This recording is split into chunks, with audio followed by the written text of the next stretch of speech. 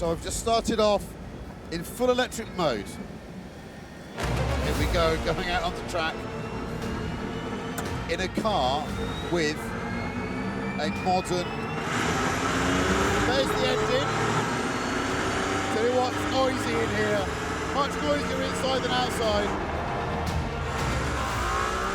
There it goes. Just keeps revving. The noise is sensational. It's a mighty, mighty experience. F1 rules state that teams can only use 1.6-litre V6 engines. So that's what's sitting at the heart of the AMG 1. A V6 engine that can spin up to a stratospheric 11,000 RPM. So I have about 560 horsepower from the engine, and the rest, which adds up to over 1,000 horsepower, is coming from electric motors. 0 to 60, 2.9 seconds, top speed 219 miles an hour. They sound enormous numbers, don't they? But of course, that's not much quicker than some high-end supercars. The one hasn't been conceived to sit at the top of a deck of top trumps, though. Think of it instead as a challenge. With the AMG 1, you actually have 5 motors. You've got that internal combustion engine, that's a motor. 2 motors on the front wheels and a motor coming off the crank as well. And the 5th one's actually in the turbocharger to help it reduce lag. Putting all of this together is pretty much automotive Everest. An engineering mountain so great that Mercedes engineers just had to see if they could. It's not like anything I've driven before.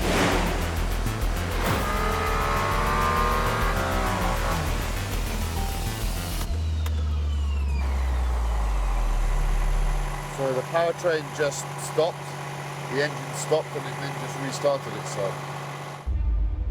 Assuming Mercedes engineers weren't intending unexpected pit stops to be part of the owner experience, the early signs were that there was still a bit of mountain left to climb. So the problem was, twice during full braking, when I was on a downshift and the revs went high, the auto blip would blip the throttle, and then the engine would just cut. Quite why the engine is cutting out under braking turns out to be a tricky problem to diagnose. So much so, in fact, that Mercedes wheels out a second car to get us back up and running.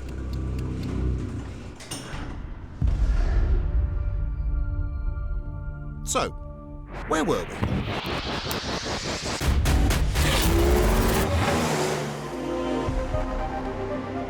Racing cars have to comply with 1 million regulations, but road cars, well, they have to comply with 1 million totally different regulations.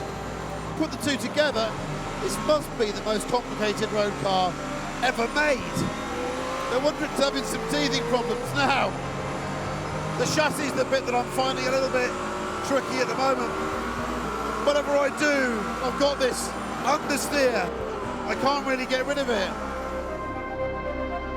And the bigger problem is, while they've been trying to get it all working out on track, you get the feeling Mercedes hasn't had the chance to sort all the other stuff that makes a road car livable.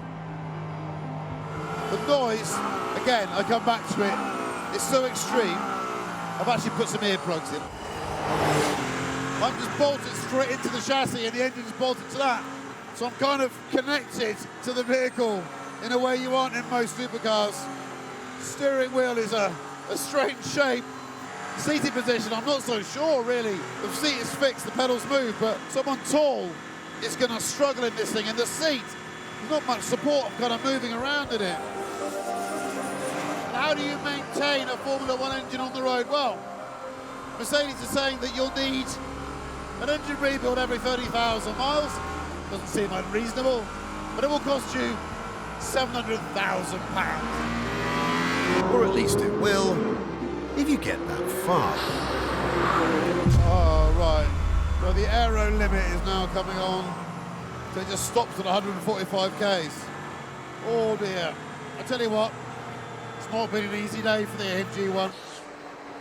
The second car now has an issue with the sensor on its active rear wing, which in turn has triggered a speed limiter on the engine.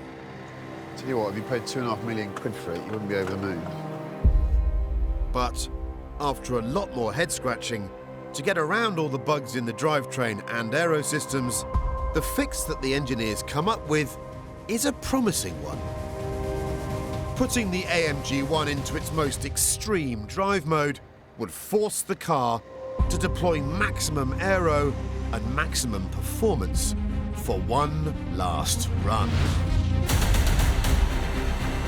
That mode is the same one Lewis Hamilton uses in F1 qualifying, and it's called Strat 2.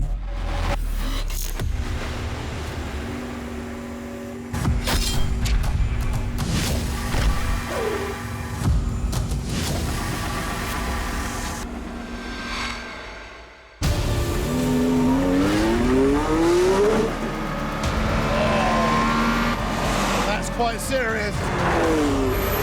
God, it's fast through there. Woo! That's where the aero really is working. The concept just makes me grin while I'm sitting here. This is the engine that genuinely won World Championships. And that noise.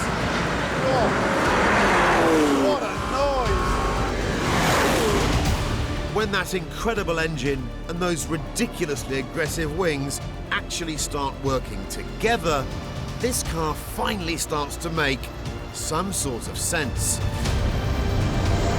know what? Once you're in it, it feels so much more special. Because that engine's unlike anything I've ever driven before. And it's 1.6 litres. Get your head around that. And I love the fact that it revs to 11. Nothing revs to 11.